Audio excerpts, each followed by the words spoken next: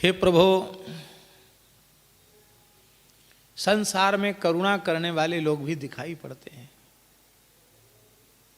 इनके हृदय में करुणा है, दया है, पर उनकी करुणा सकारण होती है, अकारण नहीं होती है। उनकी करुणा का कोई न कोई कारण जरूर होता है।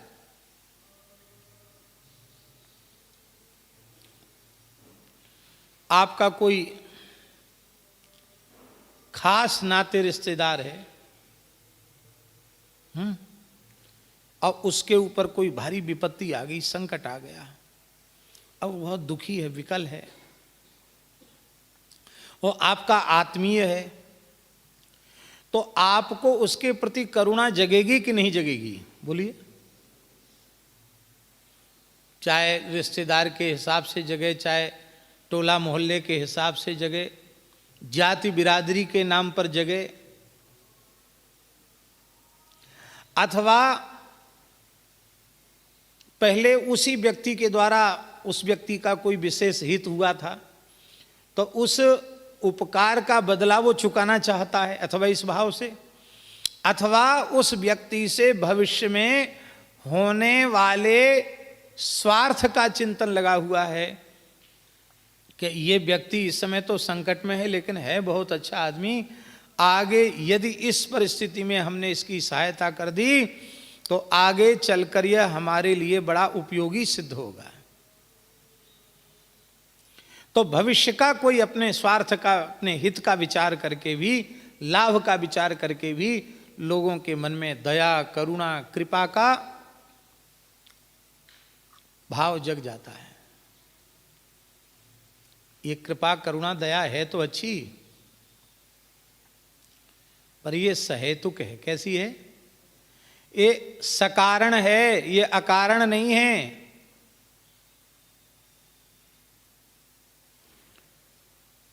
और सकारण जो होती है करुणा, कारण की निवृत्ति हो गई तो कार्य की निवृत्ति हो जाएगी। कारणाभावे कार्याभावा, कारण नहीं रहेगा तो कार्य भी नहीं रहेगा। पर भगवान की करुणा में कभी अंतर नहीं आता। उसका कारण है कि इनकी करुणा अकारण है, अहेतु की कृपा है, अहेतु की करुणा है। हम भगवान का क्या भला उपकार कर सकते हैं? हमें सामर्थ्य ही कितनी है जो हमारे किसी एहसान से भगवान दबे हुए हों और हम उससे छूटने के लिए हमारे ऊपर कृपा करना चाहते हों। पहले भी ऐसा कभी नहीं हुआ। उनका कोई काम अटका नहीं है जो हमारे बिना अटक गया हो, तो इस समय कृपा कर रहे हैं, उसमें भी कोई कारण नहीं है। आगे भी हम क्या उनके लिए उपयोगी सिद्ध होंगे? हम क्या कर सकते हैं उनका? जेहि सृष्टि उपाई त्रिविध बनाई, संग सहाय न दूजा, सो करिय अघारी, चिंत हमारी जानिय भगति न पूजा। उन्हें किसी के सहयोग की आवश्यकता है ही नहीं, फिर भी भगवान करुणा कर रहे हैं, कृपा कर रहे हैं। तो ये कौन सी कृपा कही जाएगी? अकारण कृपा, अहेतुकी कृपा। इसलिए इस कृपा में कभी अंतर पड़ता नहीं है। आपकी करुणा, आपकी कृपा अकारण कृपा हो गई, इसकी अनुभूति कैसे हो? सामान्य कृपा सभी देहधारियों को प्राप्त है, चाहे धर्मात्मा हो, पुण्यात्मा हो, पापात्मा हो, दुष्टात्मा हो, कैसे ही हो, सबको, विद्वान, मूर्ख, अमीर, गरीब, सबको धरती है, सबको सूर्य चंद्र का प्रकाश है, सबको हवा है, सबको पानी है, सबको अन्न है। भगवान ने किसी की सुविधा छीनी नहीं है। पर हमारे ऊपर भगवान की अकारण कृपा करुणा है, इसकी अनुभूति कैसे हो? यदि जीवन में कोई विशुद्ध अंतःकरण के प्रेमी अनुरागी संत मिल जाएं और उनका पवित्र दिव्य सत्संग मिल जाए तो ये समझ लेना कि भगवान की अहेतु की कृपा करुणा हमारे ऊपर हो चुकी है। ऐसी करुणा न होती तो हमें सत्संग मिलता ही क्यों? भगवान ने हमारे कल्याण का संकल्प कर लिया है। अब आवश्यकता है भगवान के संकल्प के समादर की। ध्यान में आई बात? भगवान की कृपा में तो कसर नहीं है।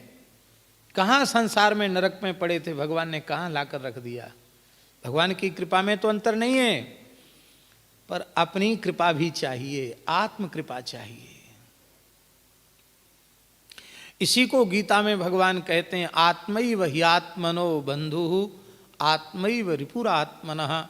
यदि हम अपने आप को भगवान की ओर ले जा रहे हैं तो हम अपने आप के मित्र हैं, अपने पर कृपा कर रहे हैं। और यदि अपने आप को बुरी प्रवृत्तियों की ओर ले जा रहे हैं तो हम अपने आप के शत्रु हैं, हम अपना ही अनिष्ट कर रहे हैं।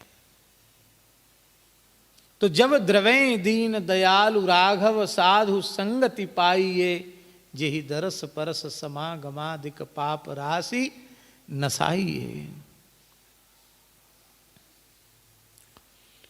हे भगवान,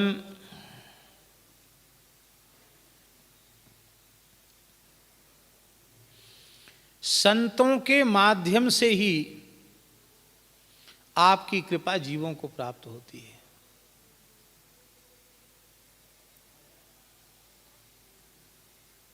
एक बड़ी मीठी बात है। श्री सूरदास जी ने क्या कहा?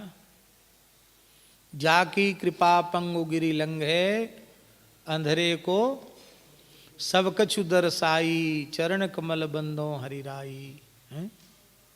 गूंगो बहिरो सुने, गूंग पुनि बोले, रंक चले सिर छत्र धराई। ये बात तो बिल्कुल सही है। पंगुम लंघे ते गिरिम, उनकी कृपा से पंगु भी पर्वत को लांघने में समर्थ हो जाता है। ये बात तो बिल्कुल सही है। पर दास के मन में एक बात आती है, कृपा से पंगु तो गिरि लंघता है, पर सच्ची बात है कि भगवान की कृपा पंगु ही है। भगवान की कृपा कैसी है? पंगु है। अन्यथा भाव मत ले लेना, हाँ, कि पंगु का मतलब हम कृपा को कमजोर बता रहे हैं, ऐसा नहीं समझना। मान लो हमारे पैरों में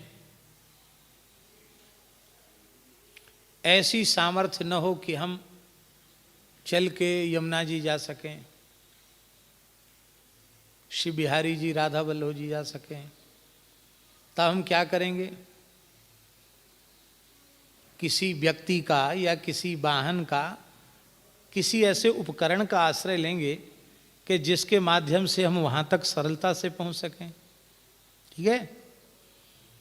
तो इस अंश में हम बोल रहे हैं कि ठाकुर जी की कृपा प्रवृत्त होती है किसी संत की सवारी करके। बोलो भक्तवत्सल भगवान की। संत सदगुरु पर कृपा सवार हो करके जाती है और उस जीव पर को निहाल करती है। संतों के बिना आज तक किसी भी जीव को भगवान की कृपा का अनुभव प्राप्त नहीं हुआ, नहीं हुआ, नहीं हुआ। हमारे ऊपर अपार कृपा है। इसकी अनुभूति तभी होती है जब जीव किसी संत के चरणों में अपना समर्पण कर देता है। तब पल पल पर, क्षण क्षण पर भगवान की कृपा का अनुभव होने लग जाता है।